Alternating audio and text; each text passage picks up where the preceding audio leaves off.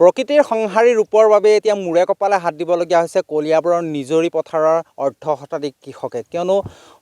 যি ধুমুহা আৰু শিলাবৃষ্টি হৈছিল সেই শিলাবৃষ্টিত তেওঁলোকে কৰা কিন্তু বুৰৈ ধানৰ খেতিত বিস্তৰ ক্ষতিসাধন হৈছে সহযোগীয়ে সেই দৃশ্য দেখুৱাব শিলাবৃষ্টিৰ ফলত বুৰৈ ধানবিলাকৰ যিবিলাক ঠোক ওলাইছিল আচলতে সেই ঠোকবিলাক সম্পূৰ্ণৰূপে ভাঙি গৈছে আনহাতেদি যি ফুলবিলাক ফুলিছিলে সেই ফুলবিলাক কিন্তু শিলাবৃষ্টিয়ে হৰাই দিয়াৰ ফলত তেওঁলোকৰ যি ধানৰ ঠোকবোৰ আছে সেই ধানৰ ঠোকবোৰ বৰ্তমান পতান হৈ গৈছে সহযোগীয়ে সেই দৃশ্য দেখুৱাব প্ৰায় 200 বিঘা মাটিত কলিয়াবৰৰ নিজৰি পথাৰৰ অৰ্ধশতাধিক কৃষকে খেতি কৰিছিল আৰু ভাবিছিলে তেওঁলোকৰ ফচলখিনি ভাল হ'ব কিন্তু হঠাতে অহা যি শিলাবৃষ্টি সেই শিলাবৃষ্টিয়ে কিন্তু তেওঁলোকক এতিয়া মূৰে কপালে হাত দিবলগীয়া কৰিছে আৰু এইসকল কৃষক কিন্তু এতিয়া দুখত ভাঙি পৰা দেখিবলৈ পোৱা গৈছে কিয়নো প্ৰত্যেকজনে কিন্তু 10 বিঘা 15 বিঘা বা 30 বিঘাকৈ খেতিত বুৰৈ ধানৰ খেতি কৰিছিল আৰু এই বুৰৈ ধানৰ খেতিয়ে তেওঁলোকে কিন্তু বছৰটোৰ কাৰণে যি খুৰাকি সেই খুৰাকি যোগাম বুলি ভাবিছিলে কিন্তু তেওঁলোকৰ যি শিলাবৃষ্টি সেই শিলাবৃষ্টিৰ ফলত কিন্তু বিস্তৰ ক্ষতিসাধন হৈছে মই আপোনাৰ লগত কথা পাতিম কিমান মাটি খেতি কৰিছিলে মই 3.5 বিঘা খেতি কৰিছোঁ বড়ো খেতি এতিয়া শিল বৰষুণত গোটেইখিনি নষ্ট হৈছে শিল বৰষুণত নষ্ট হৈছে গোটেইখিনিয়ে মানে ফুল ফুটিছে আৰু মানে ভাঙি ভাঙি গৈছে এইটোৱেই হৈছে ক্ষতি আমাৰ আপোনালোকৰ পথাৰখনত কিমান মানুহে খেতি কৰিছিলে আমাৰ ইয়াত প্ৰায় 50জন মান মানুহে খেতি কৰিছে আজি প্ৰায় 200 বিঘা মান 200 বিঘামান মাটি খেতি কৰিছে সকলোৰে একেই হৈছে সকলোৰে একেই হৈছে নাই যে কম বেছি পৰিমাণে চবৰে হৈছে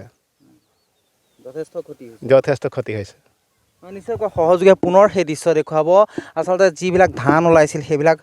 পতান হৈ গৈছে আৰু যাৰ ফলস্বৰূপে কিন্তু এইসকল কৃষক এতিয়া চিন্তিত হ'বলগীয়া হৈছে আৰু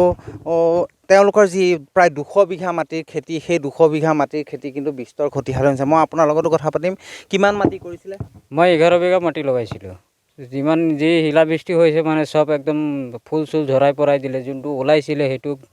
শিল মাৰি মানে একদম ঝৰাই দিছে আৰু যোনটো ভিতৰত আছিলে সেইটো ফটাই ওলাই দিছে মানে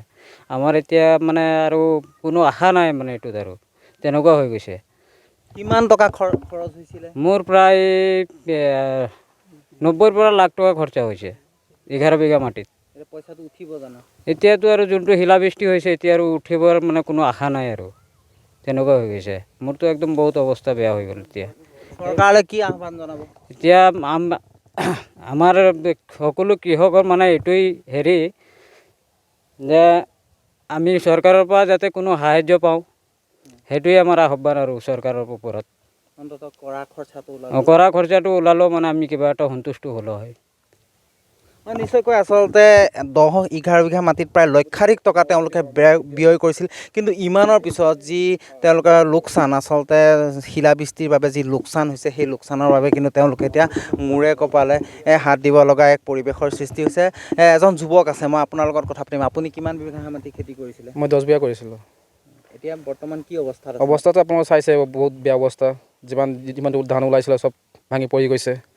বহুত কষ্ট বহুত পইচা গৈছে এনেই গৈছে লাগিছে যে এনেই গৈছে আমাৰ পইচাটো এতিয়া চৰকাৰক এটা আবেদন জনাইছোঁ যে যদি আমাক যোনটো দান কৰিছোঁ সেইটো খৰচা দিলেও আমাক মনটো সন্তুষ্ট বাৰু আপোনালোকে যুৱ প্ৰজন্ম হিচাপে আপোনালোকে কিন্তু চাকৰিমুখী নহয় খেতিত লাগিছিলে হয় এইটো হয়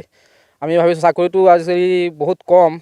সেইটো কাৰণে আমি চবেই মানে চব যুৱক মিলি মানে আমি ধান লগাইছিলোঁ সেইটো ধানটো এইবাৰ বৰবাদ হৈ গ'ল কি ক'ব কৃষি মন্ত্ৰীলৈ কি আহ্বান জনাব আহ্বানটো এইটো জনাওঁ যে যদি আমাৰ আহি পেলাই অলপ চাই আৰু আমাৰ যোনটো ক্ষতি হৈছে সেইটো আমাক দিয়ে যেন সেইটো আবেদন জনাইছোঁ মই নিশ্চয়কৈ সহযোগী এটা দৃশ্য দেখুৱাব এইসকল সকলো যুৱক সেই যুৱকসকলে কিন্তু তেওঁলোকে গাঁঠিৰ ধন ভাঙি খেতি কৰিছিলে আৰু হঠাতে অহা যি ধুমুহা আৰু শিলাবৃষ্টি সেই শিলাবৃষ্টিত তেওঁলোকে কিন্তু বিস্তৰ ক্ষতিসাধন হৈছে আৰু ইয়াৰ পিছতে এতিয়া মূৰে কপালে হাত দিছে তেওঁলোকে ৰাজ্যৰ যি কৃষি মন্ত্ৰীগৰাকী আছে আৰু অসম চৰকাৰ সেই সকলোকে এটাই আহ্বান জনাইছে যে তেওঁলোকৰ যিটো